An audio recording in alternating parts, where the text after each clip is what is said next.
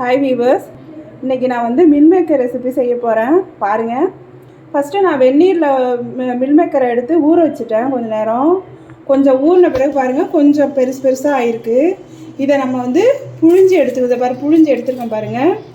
அதை மாதிரி புழிஞ்சி இதை நல்லா அப்படி புழியணும். அதெல்லாம் தண்ணி வரும், அது நல்லா புழிஞ்சு எடுத்துக்கணும். தண்ணியோடு போட்டுறக்கூடாது, தண்ணியை எடுத்துட்டு தான் போடணும். பாருங்கள், இப்படி புழியணும். அது வெந்நீரில் ஒரு 10 நிமிஷம் ஊறினா தான் கொஞ்சம் உப்பி வரும், அப்போ தான் புழிய முடியும் நல்லா. வாங்க, இப்போ நான் எப்படி செய்கிறேன்னு பார்க்கலாம். கடாயில் கொஞ்சம் எண்ணெய் ஊற்றுக்கிறேன், கொஞ்சமாக விட்டுக்கிறேன். அரை ஸ்பூன் ஜீரகம் போடுறேன்.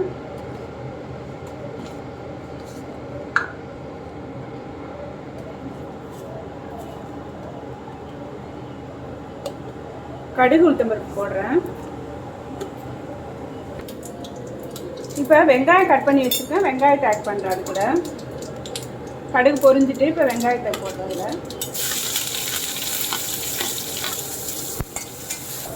வெங்காயம் லைட்டாக வதங்கிட்டு இருக்கு. இப்போ அதோட தக்காளி போடுறேன். சின்னதாக ஒரு தக்காளி தான், ஏன்னா நான் கொஞ்சமாக தான் செய்கிறேன். 1 கப் மில்மேக்கர் தான் செய்கிறேன், அதுக்காக தேவையானது மட்டும் தான் போடுறேன்.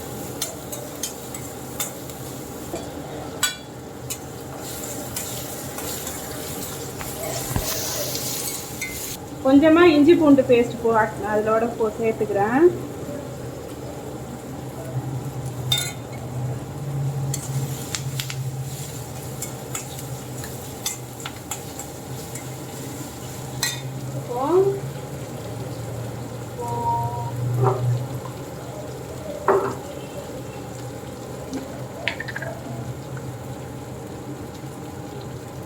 ஒரு அரை ஸ்பூன் கரம் மசாலா, அரை ஸ்பூன் மஞ்சள் தூள் போடுறேன்.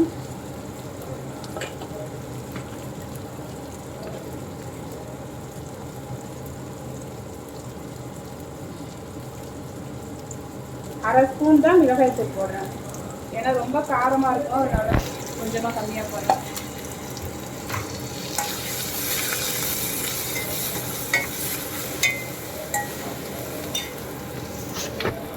ஒரு அரை ஸ்பூனு சால்ட்டு போடுறேன்.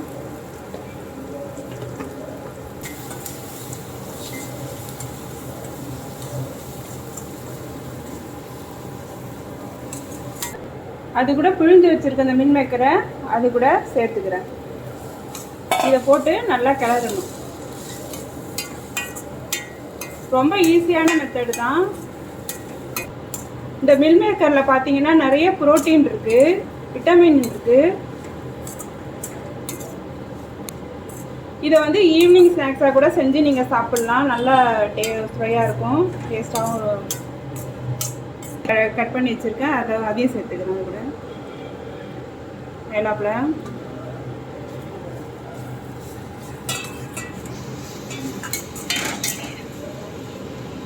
பாருங்கள், சூப்பராக மில்மேக்கர் ரெசிபி ரெடி ஆகிடுச்சு. நீங்களும் ட்ரை பண்ணுங்கள், உடம்புக்கு ரொம்ப நல்லது. தினமும் இதை செஞ்சு ஈவினிங்கில் ஸ்நாக்ஸ் மாதிரி சாப்பிடுங்க. Okay, thank you friends.